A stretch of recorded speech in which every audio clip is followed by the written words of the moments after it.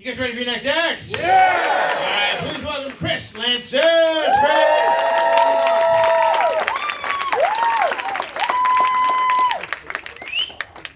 So, I gotta tell you, I've obviously been thinking about this all day. The first time I've ever performed comedy, and kind of reminded me of the first time I had sex. I'm scared to death. I'm pretty sure this is gonna go badly. And I got a lot of sympathy for the other party involved. So folks, if you'll just lower your expectations for about the next 8 seconds, I'll see if I can bust right into this thing. What I'd really like to do though, I like to tell you about what I do for a living. And I liquidate estates. Now, what that means is that when Grandma and Grandpa go to the pearly gates, I'm the guy you call to sell their art, their antiques, their collectibles, all their good stuff. Now, what that really means is that I spend most of my time working for dead people. Now, we're gonna get darker. Just hang in there with me. Mom, I apologize. Thanks for coming from Atlanta. But what this really means working for dead people is that there are some good things that I really love. 6 years into the business, we have no negative Yelp reviews. Yeah, it's true.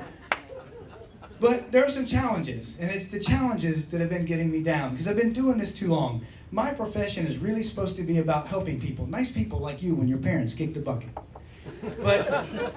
And that's the way it was, because my mama raised me to be a very compassionate guy. And in the beginning, some old geezer would call me, my spouse died a horrible death, and I was very sympathetic. I'm sorry to meet you under these circumstances, but how can I help? A few years later, the calls don't quite go like that anymore. Now the call comes in, some blue hair calls me, her husband fell off the roof, and my reaction is not so much one of sympathy, but I'm starting to hear the sound of an antique cash register going ka-ching in my head.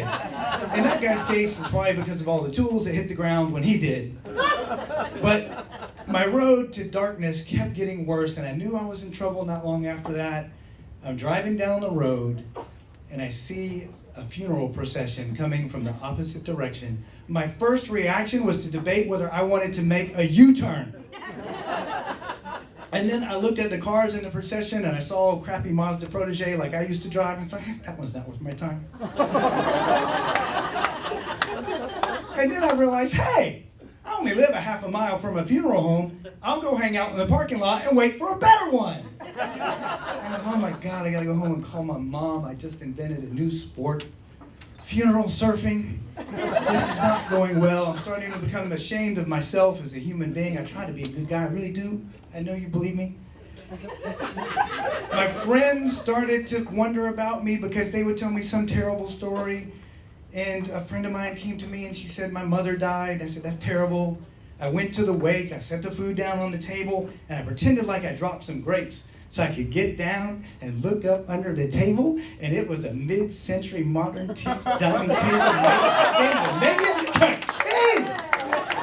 Yeah, this is real, I'm not making this up. The next friend that came to me, she said her dad died, lung cancer, smoking. Oh, it's terrible.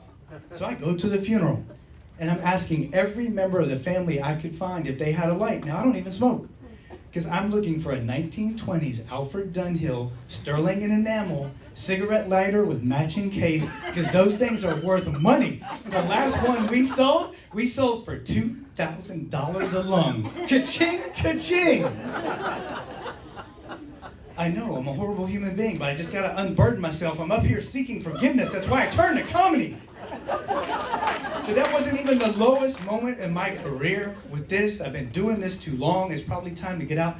The lowest moment came last Saturday at my own wedding. Where's my wedding party? I paid for half the crowd here. Good, my own wedding party. I got married last Saturday. We're standing there at the altar. The minister starts talking about forsaking and coveting. And in that moment, I realized I had forgotten to have a very important conversation with my beautiful bride. She's the one crawling under the table right back there. And I thought to myself, do I call a timeout at this point in my wedding? Because I look up and I see one of our friends, and she's a 101-year-old widow. Now, she's pretty cute, like in a crumpled up newspaper sort of way, and she's wearing her beautiful collection, really, the beautiful newspaper, Washington Post, we only read good stuff. And she's wearing her Native American antique Southwestern jewelry, which is about the hottest thing going today. And she's got a whole house full of mid-century furniture made in Scandinavia. And I know this because she's always inviting me over when my girlfriend's at work, now wife.